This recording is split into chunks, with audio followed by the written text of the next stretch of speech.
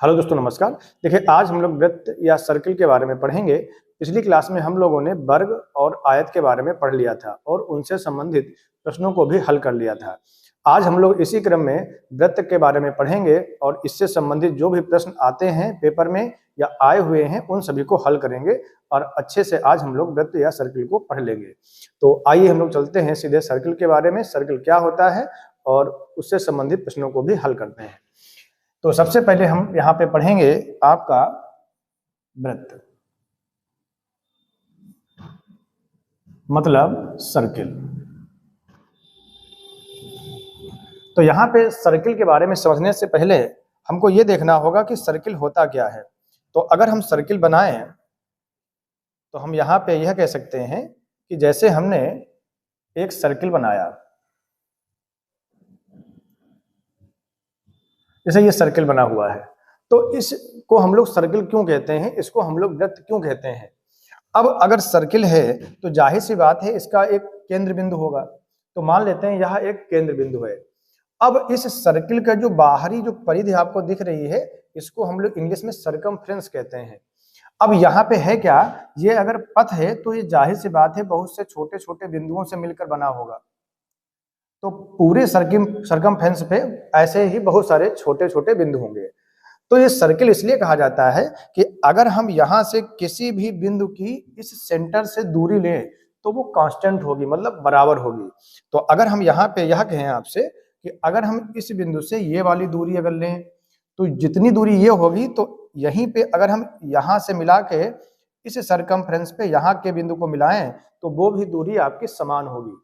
तो इसीलिए इसको कहा जाता है वृत्त, मतलब। और ये जो पथ आपको दिख रहा है इसे हम लोग कहते हैं सरकमफ्रेंस, मतलब परिधि। तो हम लोग इसको परिभाषा के रूप में कैसे लिखेंगे कि अगर केंद्र बिंदु से ऐसे बिंदुओं का बिंदु पथ लिया जाए जिनकी दूरी उस बिंदु से समान होती है तो वो आपका पथ कहलाता है, आपका वृत्त मतलब सर्किल कहलाएगा।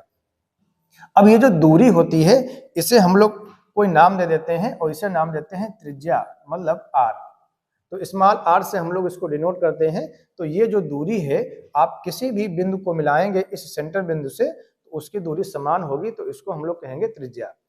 अब अगर इसका 2 गुना कर दिया जाए तो त्रिज्या का जो 2 गुना किया जाता है उसे हम लोग कहते हैं व्यास। तो याद रखेंगे।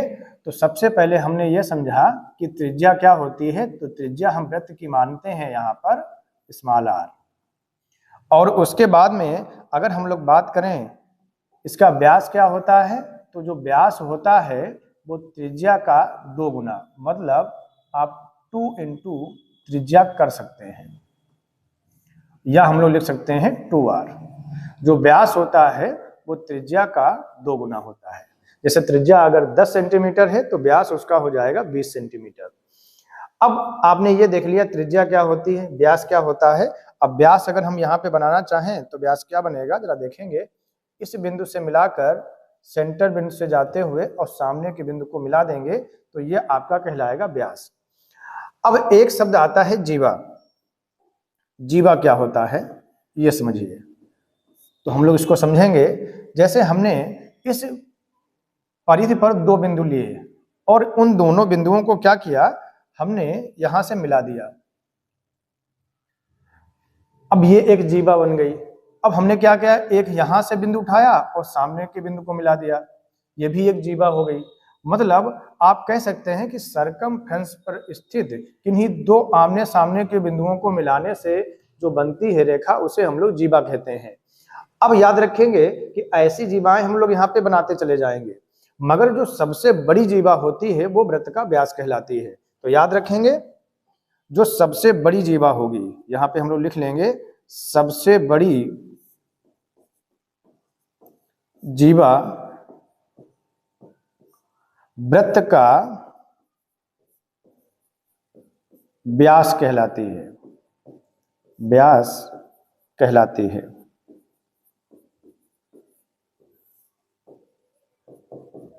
ये आपको ध्यान रखना है कि एक वृत्त की, सर्किल की सबसे बड़ी जो जीवा होती है वो वृत्त का व्यास कहलाती है।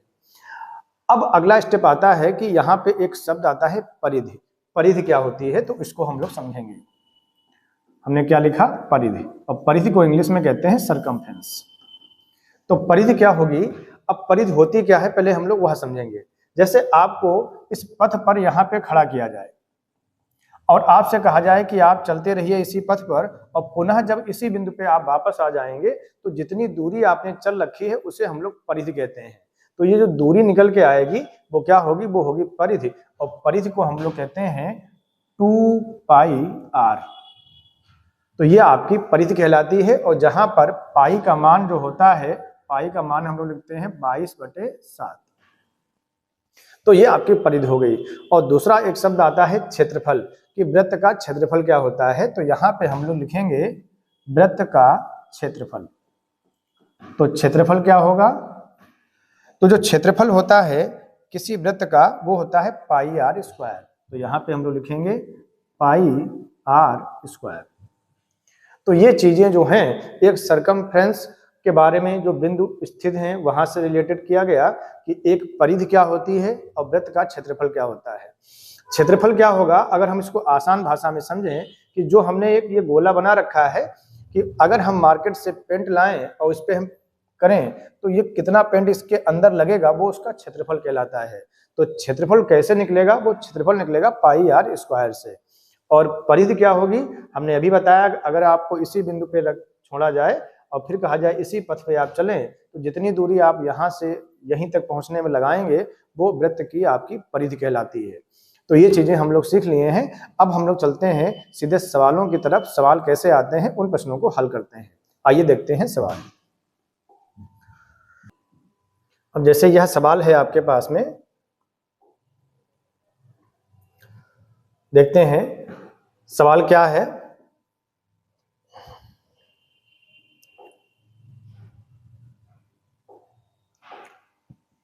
सवाल है, यदि किसी वृत्त की परिधि और क्षेत्रफल संख्यात्मक रूप से बराबर हो तो त्रिज्या क्या होगी। अब आपको देखना है, ये कह रहे हैं कि एक वृत्त की परिधि कितनी होती है 2πr और क्षेत्रफल कितना होता है πr²।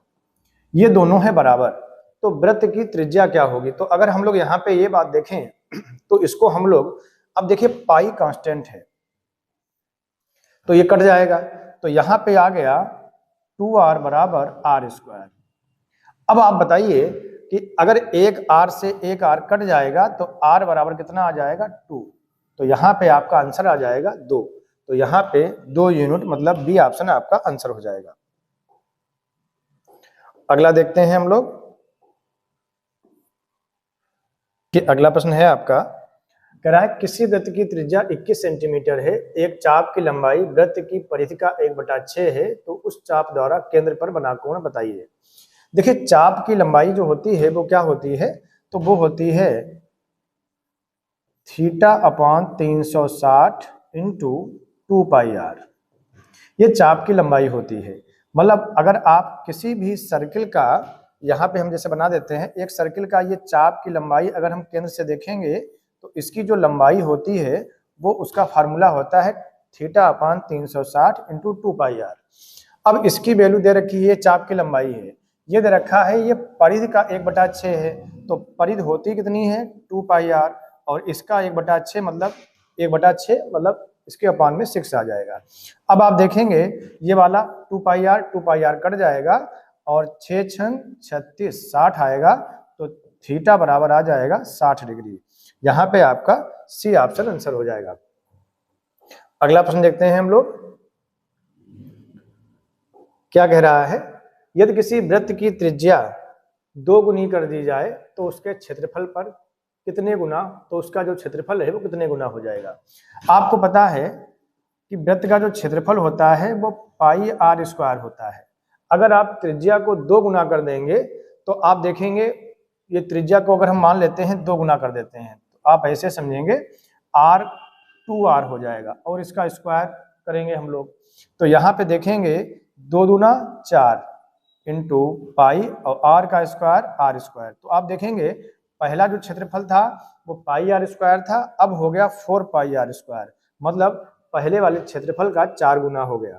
तो यहाँ पे सी ऑप्शन मतलब 4 टाइम्स आपका हो जाएगा। अगला प्रश्न देखते हैं हम लोग। अगला प्रश्न क्या कह रहा है, यदि किसी वृत्त का व्यास 14 सेंटीमीटर है तो उस वृत्त के अंदर बने वर्ग का क्षेत्रफल कितना होगा। अब आप देखते हैं, जरा इसको समझेंगे। जैसे मान लो एक सर्किल है, तो इसका व्यास आपको दे रखा है, तो जाहिर सी बात है अगर हम व्यास देखेंगे जो सबसे बड़ी जीवा होगी, मतलब ये आपको दे रखा है, इसकी लंबाई कितनी है 14। अब आप देखेंगे ध्यान से, अगर हम इसके अंदर बने वर्ग का क्षेत्रफल निकालना है, तो अगर आप बताइए वर्ग बनेगा, तो जाहिर सी बात है कि अगर हम यहाँ पे थोड़ा कलर चेंज करते हैं, अगर हम यहाँ पे वर्ग बनाएंगे तो वर्ग इस रूप में बनेगा सबसे बड़ा, और ये जो व्यास है ये वर्ग का विकर्ण बन जाएगा। तो आपको हमने बताया है कि जो विकर्ण होता है वर्ग का वो क्या होता है, भुजा का अंडर रूट 2 गुना। तो यहाँ पे ये जो 14 आया है आंसर, मतलब जो विकर्ण बना है, तो इसको हम लोग कह सकते हैं ये भुजा का अंडर रूट 2 गुना है, और इसकी वैल्यू कितनी दे रखी है 14। और यहाँ पे भुजा कितनी आ जाएगी, a बराबर आ जाएगा 14/√2। अब आपसे क्या रहा है कि उस वर्ग का क्षेत्रफल, तो आप जानते हैं कि वर्ग का जो क्षेत्रफल होता है वो भुजा स्क्वायर होता है, हमने पिछली क्लास में पढ़ रखा है। तो 14/√2 का स्क्वायर करेंगे तो आपको आंसर मिल जाएगा 14 × 14। अब यहाँ पे देखेंगे रूट हट जाएगा, स्क्वायर करेंगे तो ये 2 हो जाएगा, 2 सती 14। अब यहाँ पे देखेंगे आपका कितना आ जाएगा, 14 सती 98, मतलब 98 वर्ग सेंटीमीटर आपको आंसर मिल जाएगा। जिन लोगों ने वर्ग की क्लास नहीं पढ़ रखी है आप पढ़ सकते हैं, जिससे आपको बेहतर समझ में आएगा। अगला प्रश्न कह रहा है, किसी वृत्त की परिधि में 10% की वृद्धि की जाए तो उसके क्षेत्रफल में कितने प्रतिशत की परिवर्तन आ जाएगा।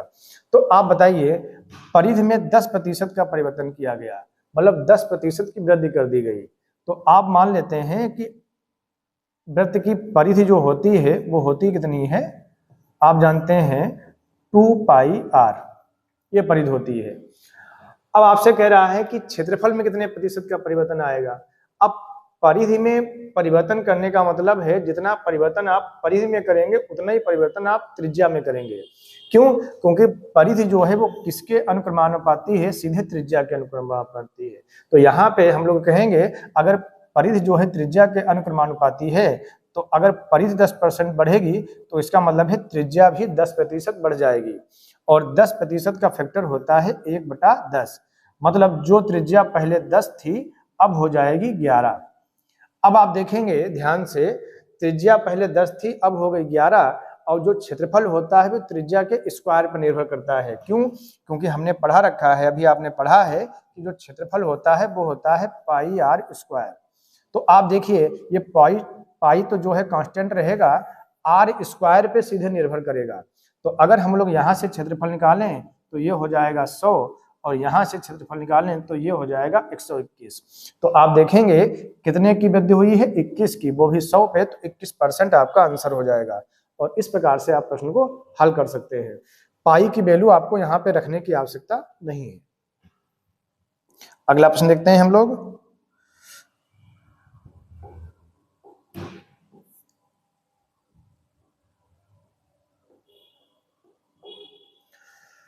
एक वृत्त के चारों ओर खींचे गए वर्ग का क्षेत्रफल 196 सेंटीमीटर स्क्वायर है, उस वृत्त का क्षेत्रफल कितना होगा। अब आपसे ये कह रहा है कि एक सर्किल है, अब इसके चारों तरफ एक वर्ग बनाया गया है। चलिए भाई वर्ग बना लेते हैं। अगर हम वर्ग बनाएंगे तो जाहिर सी बात है वो इस टाइप से बनेगा, ये वर्ग बन जाएगा। अब आपसे कह रहा है कि जो वर्ग बनाया गया है उसका क्षेत्रफल आपको दे रखा है 196 वर्ग सेंटीमीटर। अब आप बताइए अगर हम इसको यहां से ये मिलाएं, ये रेखा, तो अगर हम ये मिलाते हैं तो ये वृत्त का व्यास ही तो बनेगा, और व्यास, अब ये वर्ग का क्या है, वर्ग की बनेगी भुजा, और भुजा क्या होती है, आपको दे रखा है क्षेत्रफल, तो आपको बता रखा है वर्ग का क्षेत्रफल होता है भुजा स्क्वायर। तो a² की वैल्यू है 196, अगर इसकी वर्ग की भुजा हम a मान लें तो आप देखेंगे तो a बराबर कितना आ जाएगा आपका, a आपका आ जाएगा 14। 196 का जो रूट निकालोगे तो आपको 14 मिलेगा। अब यहाँ पे वर्ग की जो भुजा है वो 14 आ गई, तो अगर वर्ग की भुजा 14 आ गई है तो ये व्यास बनेगा वृत्त का, तो वृत्त का व्यास कितना आ गया है 14, तो इसकी त्रिज्या कितनी आ जाएगी, r बराबर आ जाएगी 7। क्यों? क्योंकि जो त्रिज्या होती है वो व्यास की आधी होती है, या त्रिज्या का 2 गुना जो होता है वो व्यास होता है। अब आपसे पूछ क्या रहा है वृत्त का क्षेत्रफल, जैसा कि सभी को पता है वृत्त का क्षेत्रफल होता है पाई r स्क्वायर, तो हम यहाँ वैल्यू रख देंगे, पाई का मान 22/7, त्रिज्या की वैल्यू कितनी है 7, तो 7 × 7, एक 7 से 7 कट जाएगा, तो आपके पास में आ जाएगा 154। तो यहाँ पे हम लोग देखेंगे, अच्छा पाई में ही दे रखा है तो हम लोग यहाँ पे पाई रख देंगे सीधे, देखते हैं वैल्यू दे रखी है तो हम लोग यहाँ पे पाई रखेंगे, और r की वैल्यू कितनी है 7 × 7, तो 7 सती 49 पाई सेंटीमीटर स्क्वायर, मतलब ये ऑप्शन आपका आंसर हो जाएगा। हम लोगों ने यहाँ पे पाई की वैल्यू भी रख ली, तो अगर पाई की वैल्यू रखी होती तो 154 आता, और पाई में ही दे रखा है तो आपका आ जाएगा 49 पाई वर्ग सेंटीमीटर। अगला प्रश्न देखते हैं हम लोग, यदि किसी वृत्त की त्रिज्या 10% घटा दी जाए तो उसका क्षेत्रफल कितने प्रतिशत घटेगा। अब आपको बताया है अभी कि वृत्त का क्षेत्रफल होता है पाई r स्क्वायर। अब ये तो है कांस्टेंट वैल्यू, तो r पे ही निर्भर करेगा, मतलब r स्क्वायर पे ही निर्भर करेगा। तो अगर 10% घटा दी, मतलब है 10% का फैक्टर होता है 1/10, जो त्रिज्या पहले 10 थी अब एक कम हो जाएगी तो कितनी हो जाएगी 9। अब अगर हम इसका क्षेत्रफल देखें तो इसका क्षेत्रफल आ जाएगा 100, और 9 का स्क्वायर करेंगे तो आ जाएगा 81। तो यहाँ पे कमी कितने की हुई है 19 की, तो 19% की क्या हो जाएगी कमी, मतलब बी ऑप्शन आपका आंसर हो जाएगा। अगला सवाल देखते हैं हम लोग, क्या कह रहा है, किसी वृत्त की परिधि 44 सेंटीमीटर है, उसका क्षेत्रफल कितना होगा। तो जाहिर सी बात है परिधि दे रखी है तो 2 पाई r की वैल्यू आपको दे रखी है 44, तो यहां से हम लोग त्रिज्या निकाल लेंगे, तो 2 और बाई की वैल्यू दे रखी है 22/7 इंटू r बराबर 44। अब देखेंगे 44 से 44 कट जाएगा तो r बराबर आ जाएगा आपका 7।